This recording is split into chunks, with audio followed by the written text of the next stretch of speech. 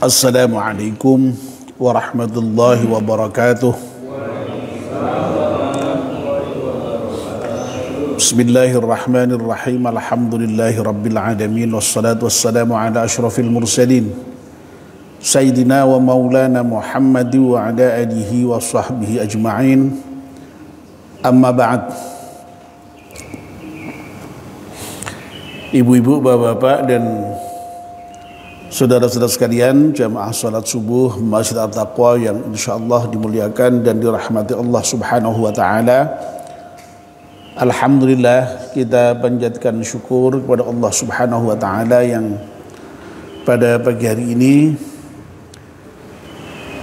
atas limpahan rahmat dan nikmatnya kita semua bisa hadir di masjid, salat subuh berjamaah.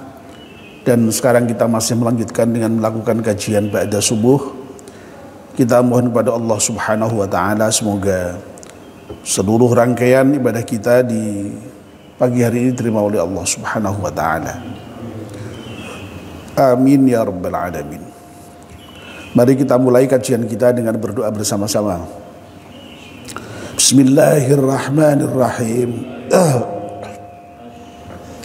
Ashhadu an la ilaha illallah wa ashhadu anna Muhammadar Rasulullah. Raditu billahi rabba wa bil islami dina wa bi Muhammadin nabiyyan wa rasula.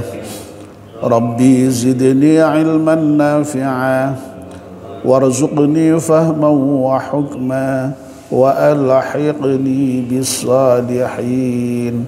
Amin. Mohon bacaan surat Al-Fatihah sekali untuk pengarang kitab Nasahul Ibad.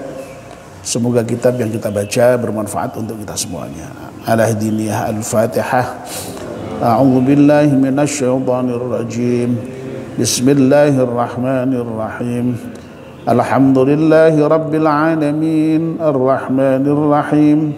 Maliki yaumiddin. Iyyaka na'budu wa iyyaka nasta'in. Ihdinas siratal mustaqim.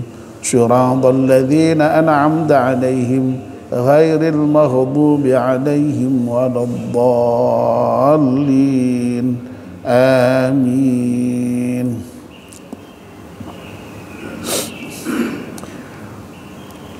Bapak dan ibu-ibu, terakhir kemarin kita sudah menyelesaikan pembahasan bab thulathi maqalah yang ke-40. Untuk maqalah yang 40 kemarin sampai kita bicarakan dalam 5 pertemuan ya, karena panjang. Nah, pagi ini kita mulai membahas maqalah yang ke-41 dari bab thulathi. Cukup pendek saja ya. Baik, langsung saya bacakan ya. Bismillahirrahmanirrahim. Wal baqalatul hadiyatu wal arba'un. Maqalah yang ke-41. Qila, dikatakan, idza aradallahu bi'abdin khairan faqahahu fid dini wa zahadahu fid dunya wa bassarahu bi'uyubi nafsihi.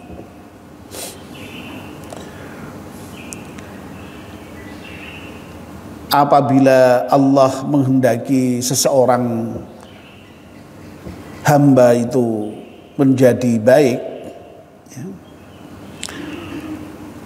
faqahu fid din. Yang pertama, Allah akan menjadikan dia faqih dalam agama. Faqih dalam agama itu artinya ya betul-betul memahami agama, punya pengetahuan keagamaan yang baik. Ya. Wa zahadahu fid dunya. Dan yang kedua, kalau Allah itu menghendaki seseorang menjadi baik, dia akan zuhud terhadap dunia.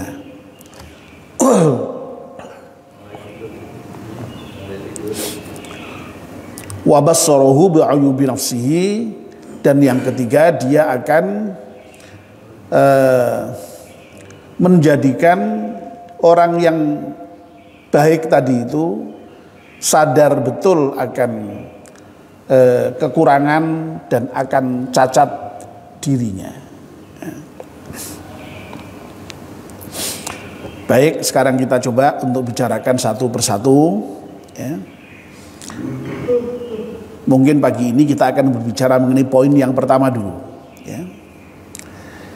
Idza aradallahu bi'abdin khairan, apabila Allah menghendaki seorang hamba itu menjadi baik, ya. Ya, khairan yang baik ini oleh Imam Nawawi diberi penjelasan kamilan, ya, baik dan sempurna, ya. Nah, kalau Allah sudah kepingin menjadikan orang itu baik dan sempurna, nah, yang pertama faqahu fiddin, maka Allah akan menjadikan orang itu faqih, ya, punya pemahaman fiddini dalam masalah agama.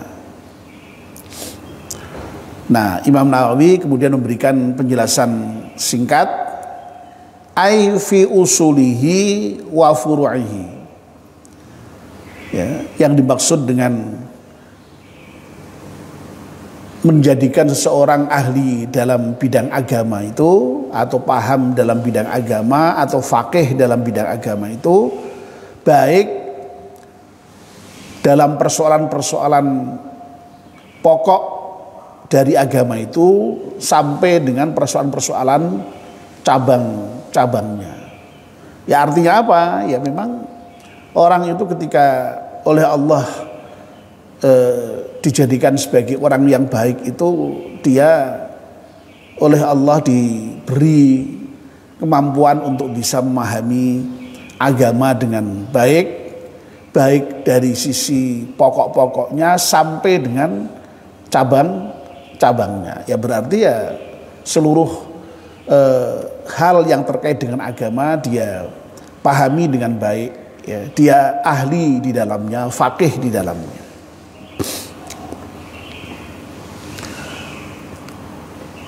Bapak dan ibu-ibu yang dimuliakan Allah Subhanahu wa taala, makalah ini meskipun tadi dinyatakan hanya qila, ya, jadi dikatakan, ya, tidak jelas siapa yang mengatakan, tapi ada perkataan yang menyatakan, ada makalah yang menyatakan seperti ini tadi. Nah, Bapak dan ibu-ibu, khusus untuk yang terkait dengan kalau orang akan dijadikan baik oleh Allah, lalu Allah memberikan pemahaman keagamaan yang baik kepadanya, itu disebutkan juga dalam hadis secara eksplisit, ya, dengan redaksi yang mirip, ya, ya. Dan itu cukup populer hadis itu, ya. May yuridillahu bi khairan yufaqihu fiddin, ya. Jadi kalau di dalam makalah yang ke-41 itu yang digunakan fi'il mudhari', fi'il madhi, nah yang dalam hadis itu yang digunakan fi'il mudhari', ya. Jadi may yuridillahu, kalau ini idza aradallahu, ya, bi 'abdin khairan faqahu fiddin. Nah, itu pakai yufaqihu fiddin. Ya, sama, ya.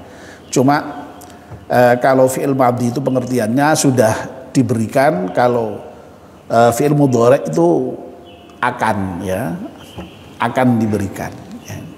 Ya. Tapi secara prinsipal sama, ya. Intinya adalah bahwa orang yang akan dijadikan oleh Allah sebagai orang baik itu akan diberi pemahaman keagamaan yang baik, baik dalam bidang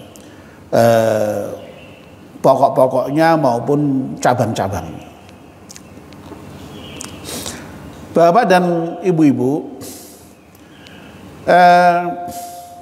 saya kira kita sudah sangat memahami, ya, betapa arti penting dari pemahaman keagamaan seseorang gitu. Ya, semuanya pasti dimulai dengan ilmu, ya, dengan pemahaman. Ya. Jadi meskipun toh kita itu tahu ya dalam kajian-kajian keagamaan itu bahwa yang namanya dimensi keagamaan atau dimensi beragama itu kompleks, ya. Ya, ada dimensi belief atau keyakinan, ya. Ada dimensi apalagi misalnya ritual atau peribadatan, ya. Ada dimensi konsekuensial, ya. Dan macam-macam itu, yaitu para ahli berbicara mengenai itu, ya. Tapi sekali lagi posisi yang penting di antara berbagai dimensi dari keberagamaan itu adalah dimensi knowledge, dimensi ilmu, dimensi pengetahuan, dimensi pemahaman terhadap agama, ya.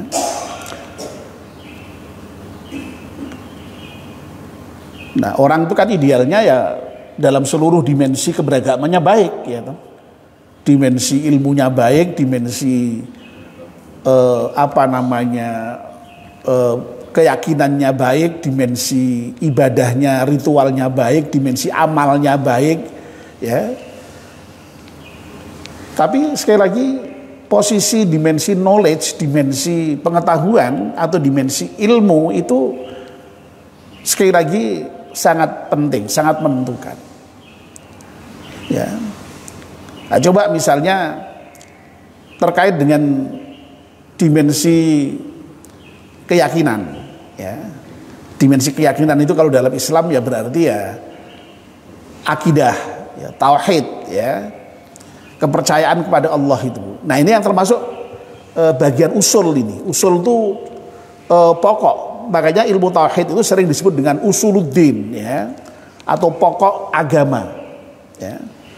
Jadi kalau di fakultas di UIN itu ada fakultas usuluddin, itu berarti fakultas yang berbicara mengenai pokok-pokok keagamaan, terutama dalam bidang akidah itu, ya. Nah, kalau yang syariah itu ibadah itu fakultas syariah itu dimensi ritual peribadatan dan hukum, ya. Kalau tarbiyah itu dimensi dalam bagaimana mengajarkan dan mendidik orang supaya berislam dengan baik, ya. Kalau fakultas dakwah itu mengajarkan dimensi bagaimana mendakwahkan Islam, ya, dan seterusnya, ya, begitu. Nah, jadi sekali lagi misalnya dalam bidang usul, dalam bidang keyakinan misalnya, ya, ini tentu saja juga dibutuhkan lagi-lagi ya pengetahuan, lagi-lagi ya ilmu. Ya. Sebab orang tidak boleh sekedar hanya yakin saja. Yakin tetap harus didasari oleh ilmu, ya. Jadi akidah dalam Islam itu ya harus didasari dengan ilmu itu. Makanya lagi-lagi sekali lagi memang kalau Allah ingin menjadikan seorang baik itu ya diberi pemahaman yang baik terhadap persoalan-persoalan usul, persoalan-persoalan akidah itu.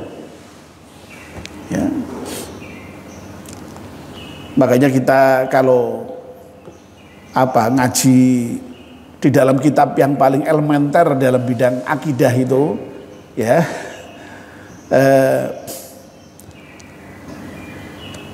kitab Aqidatul Awam itu kitab nadhom, ya, syair, ya. Itu di sana disebutkan awwalu wajibin 'alal insani ma'rifatul ilahi bistiqani, ya. Jadi kewajiban yang paling awal, ya, yang pertama sekali, ya, adalah ma'rifatul ilahi, mengetahui Tuhan, punya pengetahuan tentang Tuhan, ya. Bistiqani, dengan apa? Dengan yakin, ya. Nah, keyakinan itu sekali lagi tidak mungkin kalau tidak didapat dengan ilmu dengan pemahaman yang baik. Ya. Nah, oleh karena itu sekali lagi sangat tepat ketika makalah ini menyatakan, ya termasuk juga tadi sudah disebutkan dalam satu hadis, dinyatakan kalau seseorang itu akan dijadikan Allah menjadi baik, ya yang pertama-tama itu memang dipahamkan dengan agamanya itu. Ya. Lalu dalam bidang apa? Ibadah sama saja. Orang tidak bisa sholat dengan baik, ya itu karena apa? Karena apa? Ya pasti punya ilmu, pemahaman keagamaan yang baik. Kalau tidak punya ilmu sholat, bagaimana bisa sholat? Tidak bisa. Bagaimana bisa puasa dengan baik? Bagaimana bisa berhaji dengan baik? Semuanya dasarnya adalah ilmu. Dasarnya adalah pemahaman terhadap agama itu, sehingga dia tahu lalu terdorong untuk melakukan ibadah, dan karena ibadahnya itu didasarkan pada ilmu, maka ibadahnya benar dan ibadahnya diterima. Nah, kalau orang beribadah sekalipun tapi tidak didasari oleh ilmu, ya ibadahnya bisa tidak benar, ya lalu ibadahnya bisa tidak sah, tidak diterima, kan wong tidak sah. Nah, misalnya begitu. Sehingga sekali lagi luar biasa ini memang posisi pemahaman keagamaan seseorang itu, ya menjadi sangat penting itu. Ya. Makanya sering Sabi dikatakan al-ilmu imamul amal. Ilmu itu adalah pemimpin dari amal. Jadi amal dipimpin oleh ilmu, ya. Jangan asal amal, ya. Jangan asal bekerja, tapi bekerja yang benar berdasarkan ilmu, ya kira-kira begitu. Amal yang benar berdasarkan ilmu. Nah, ini yang benar, ya. Sehingga sekali lagi posisi tafakuh fiddin itu menjadi sangat penting gitu, ya. Ya. Makanya tafakuh fiddin ini penting, ya. Mencari ilmu ini penting, terutama ilmu agama itu, ya. Ya.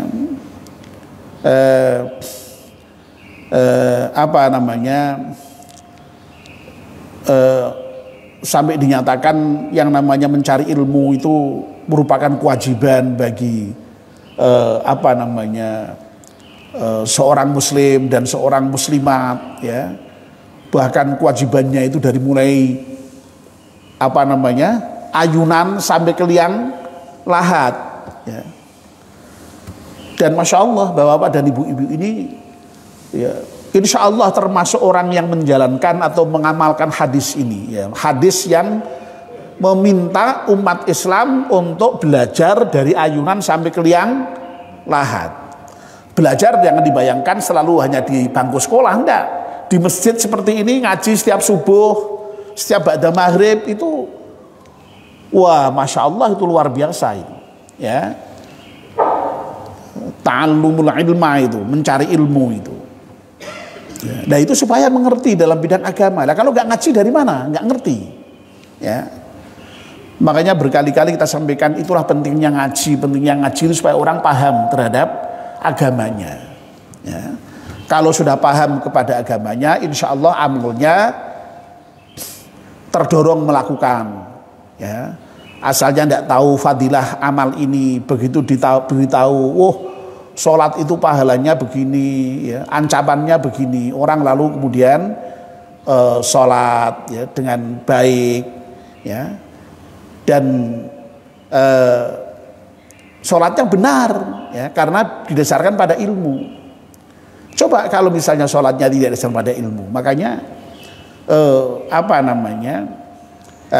bisa jadi sholatnya tidak sah, lalu amalnya tidak ada manfaatnya, kan, ya. Makanya dalam kitab Matnu Zubat itu dengan sangat tegas dinyatakan wa kullu man bi ghairi ilmin ya'malu a'maluhu mardudatun la tuqbalu. Kalau seorang itu kok beramal, sementara amalnya tidak didasarkan pada ilmu, amalnya itu ditolak, tidak diterima oleh Allah Subhanahu wa taala. Nah, sekali lagi makanya Masya Allah ini ya. Jadi inilah pentingnya ilmu itu ya, pentingnya ilmu itu. Nah, tentu saja adalah ilmu yang paling utama dipelajari ya ilmu terkait dengan tadi itu ya. Terkait dengan akidah, terkait dengan ibadah, terkait dengan akhlak, karena semua orang dituntut untuk bisa melakukan itu semua ya. Itu yang disebut dengan ilmu yang fardu ain itu. Fardu ain itu artinya setiap orang harus tahu itu ya. Setiap orang harus beriman dengan benar, setiap orang harus beribadah dengan benar, setiap orang harus berakhlak dengan benar. Makanya orang harus belajar mengenai ilmu itu semua. Ya, meskipun tidak harus menjadi sangat ahli, paling tidak bisa keyakinannya benar, ya, ibadahnya benar, akhlaknya benar. Nah, ini pentingnya ilmu di situ. Ya. Nah, kalau orang sudah Allah berikan pemahaman yang baik terhadap agama tadi, baik dalam bidang usul sampai dengan furuknya, ya, pokok sampai dengan cabang-cabangnya tadi, ya, insya Allah orang itu akan kemudian menjadi baik. Ya, karena apa? Ya karena kalau orang sudah punya ilmu, insya Allah dalam kehidupannya lalu tadi itu dibimbing oleh ilmu, dipimpin oleh ilmu dalam setiap kehidupannya. Ya, ya, di keluarga, ya, ya kemudian dia berkeluarga berdasarkan ilmu, ya, tahu mana yang baik, mana yang buruk. Ya, di dalam berhubungan dengan istrinya, dalam berhubungan dengan anaknya, ya, dalam mencari nafkah, ya, dalam mendidiknya, ya, semua itu pakai ilmu semua itu, tidak ada yang tidak pakai ilmu itu, tidak ada pakai ilmu, ya. Urusan mendidik anak itu dibutuhkan ilmu luar biasa, ya, ya. Lebih-lebih di era sekarang ini ketika yang namanya apa katakanlah ya tantangan di dalam terkait dengan mendidik anak itu luar biasa beratnya ya, tidak mudah ya. Kalau ilmu kita tidak bertambah ya di dalam menghadapi tantangan zaman ini, ya bisa lewat kita. Ya, makanya harus belajar itu, terus belajar itu, siapapun harus belajar. Ya, dan dalam ilmu apapun saya kira apa namanya sekarang ini memang harus belajar. Ya, ya. Termasuk apa namanya ya, termasuk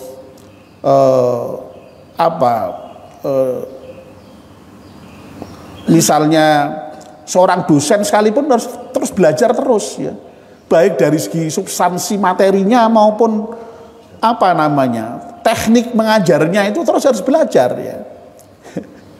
Sekarang ini Masya Allah perkembangan dunia teknologi luar biasa, itu menuntut kita harus belajar ya. Nah, orang-orang yang seperti saya yang sudah orang-orang zaman old begini, wah memang kerepotan sekali ya dalam kaitannya dengan dunia pendidikan sekarang ini. Itu harus kita sadari itu. Ya. Ya, kita ini modelnya masih ya zaman kuno, manual ya, kuliah ya ceramah ya, ya begitu ya.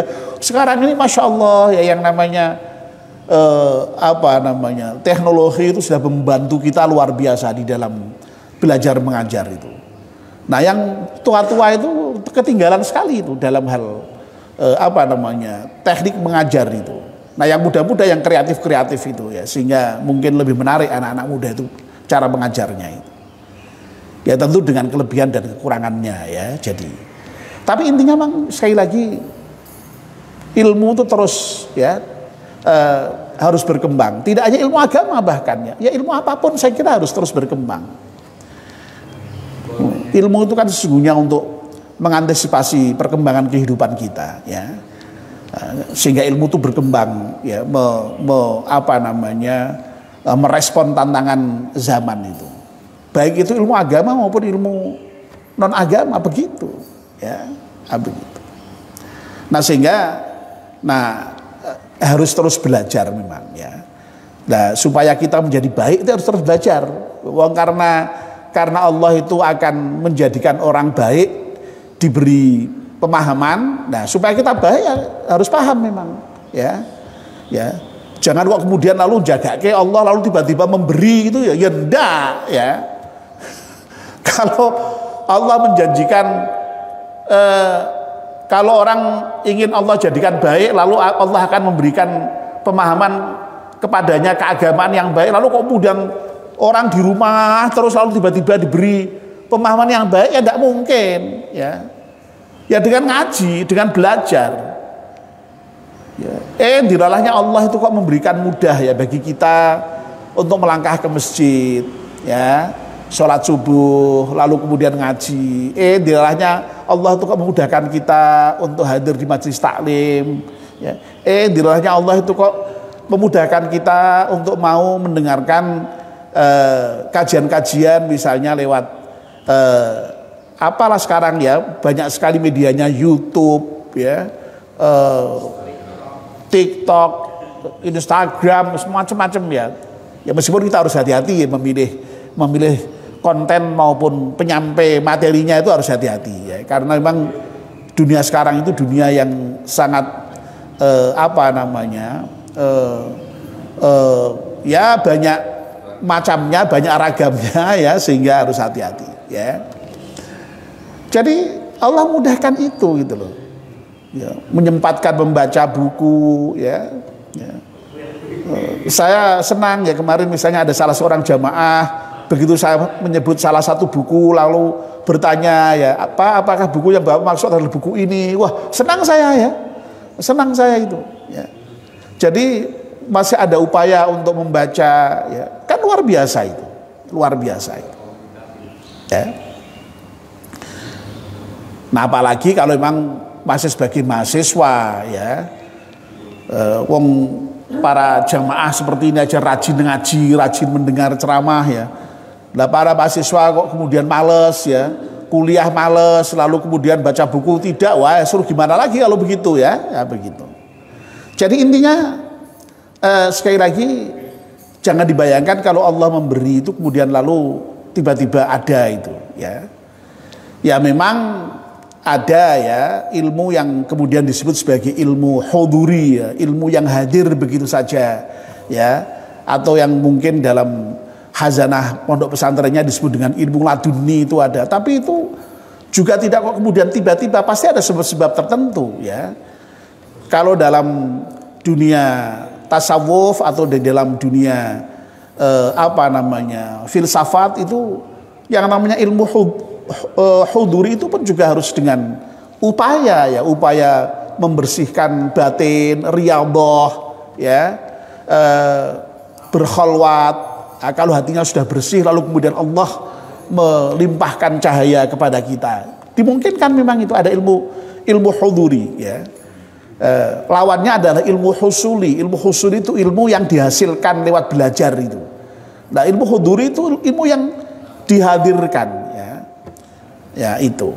Ada memang dalam hasanah filsafat ilmu dikenal itu yang namanya ilmu yang memang Allah berikan begitu saja itu. Tapi sekali lagi itu hanya orang yang terpilih, dan itu pun saya kira juga tidak kemudian tanpa sebab, ya, ada sebab seperti itu yang kemudian Allah memberikan seperti itu. Itu hanya dari dunia Islam aja. Di luar ya, di luar mungkin ya ada juga dengan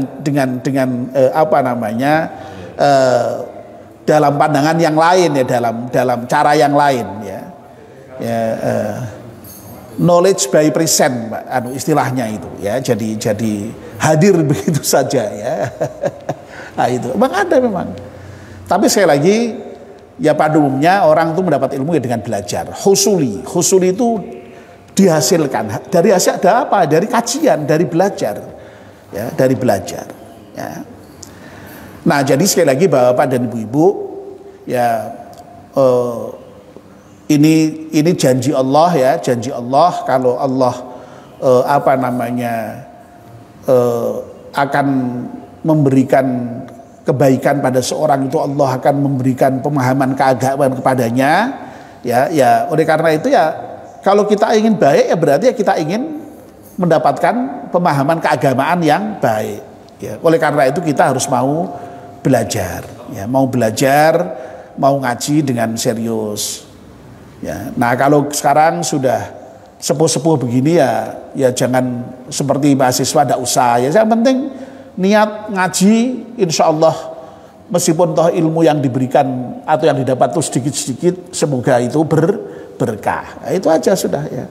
Ngajinya sendiri ini sudah mendapatkan pahala luar biasa. Ya. Duduk di majelis taklim ini sudah pahalanya luar biasa. Didoakan malaikat, diberi rahmat, ya, masya Allah. Jadi luar biasa bapak dan ibu-ibu yang setiap habis maghrib, habis subuh mau ngaji.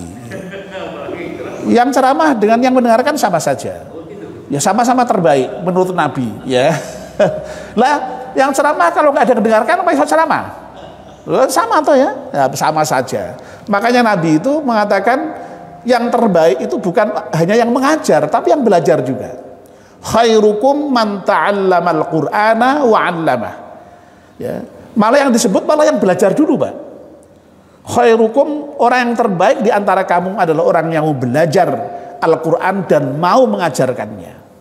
Ya, jadi yang mengajar dan yang belajar sama-sama mulia di hadapan Allah. Dan kalau berhadis Nabi itu malah yang disebut dulu malah yang belajar, Pak.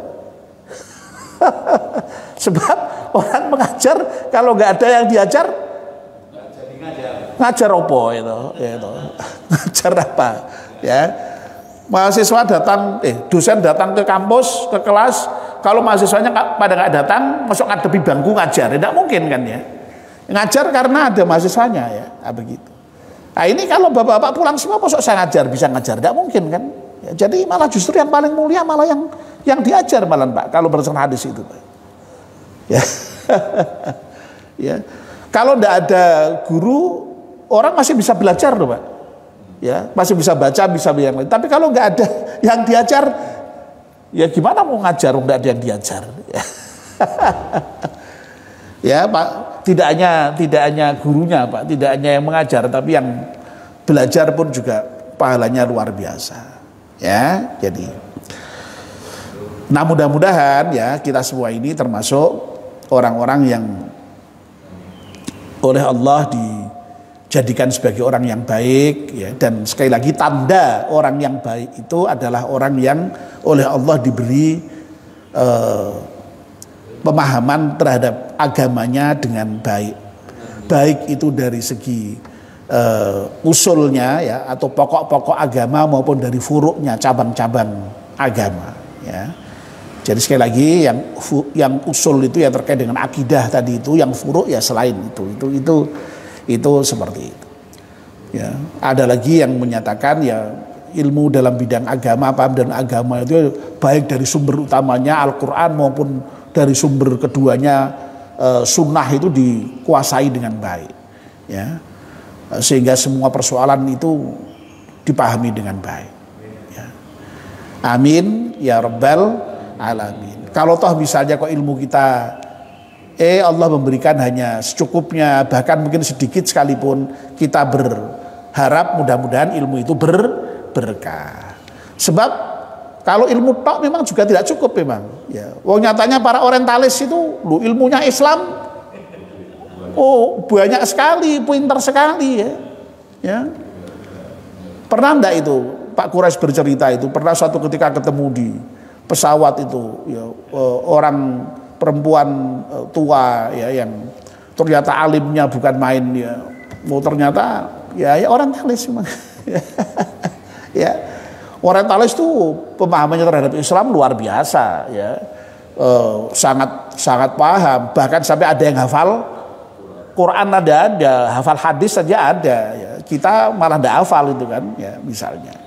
Tapi sekali lagi ilmu itu tidak cukup, memang ilmu tapi didasari dengan iman tadi itu. Ya, Nah, iman tok juga tidak cukup, harus didasari dengan ilmu. Makanya dalam Islam itu memang kita dituntut untuk punya dimensi keberagaman yang lengkap tadi itu, ya imannya baik, ilmunya baik, ibadahnya baik, akhlaknya baik, dan seterusnya. Jadi semuanya baik. Nah, ilmu memiliki posisi yang sangat penting tadi itu, sebagaimana yang sudah kita jelaskan tadi itu. Amin ya rabbal alamin. Mari kita akhiri dengan berdoa bersama-sama. Bismillahirrahmanirrahim.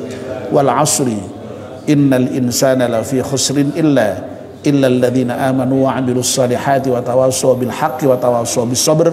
Subhanakallahumma wa bihamdika asyhadu an la ilaha illa anta astaghfiruka wa atubu ilaik. Wassalamu alaikum warahmatullahi wabarakatuh.